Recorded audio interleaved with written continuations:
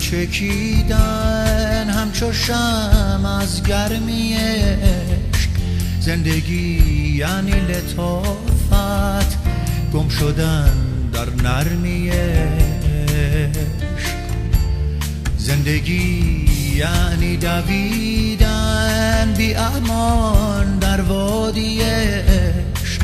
رفتن و آخر رسیدن بر در آبادی عشق.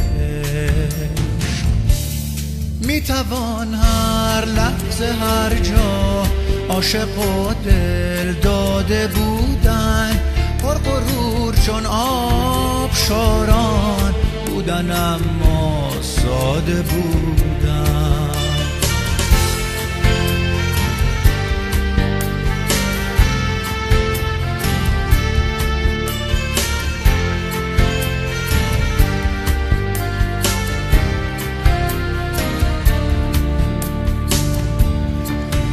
شود اندوه شب را از نگاه صبح فهمید، یا به وقت ریزش اشک شادی بگذشته را دید. میتوان در گریه ابر با خیال غنچه خوش بود، زایش آینده را در هر خزانی دید و آسود. میتوان هر لحظه هر جا عاشق و دل داده بودن، پر غرور چون آبشاران بودن اما ساده بودن.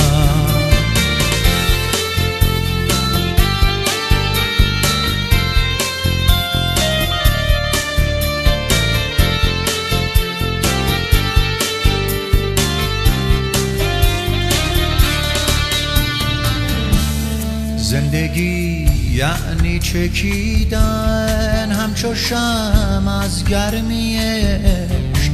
زندگی یعنی لطافت، گم شدن در نرمی عشق. زندگی یعنی دویدن بی امان در وادی عشق. رفتن و آخر رسیدن بر در آبادی عشق.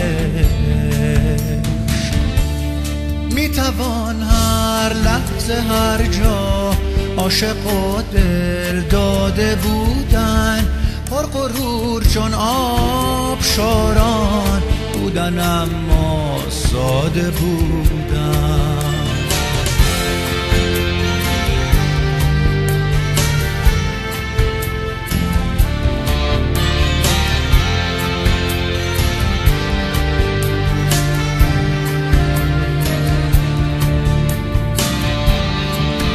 شود اندوه شب را از نگاه صبح فهمید، یا به وقت ریزش اشک شادی بگذشته را دید.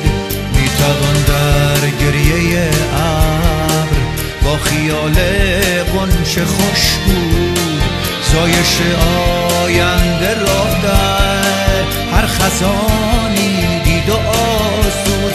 میتوان هر لحظه هر جا عاشق و دل داده بودن، پر غرور چون آبشاران بودن اما ساده بودن. میتوان هر لحظه هر جا عاشق و دل داده بودن، پر غرور چون آبشاران بودن اما ساده بودن. میتوان هر لحظه هر جا عاشق و دل داده بودن،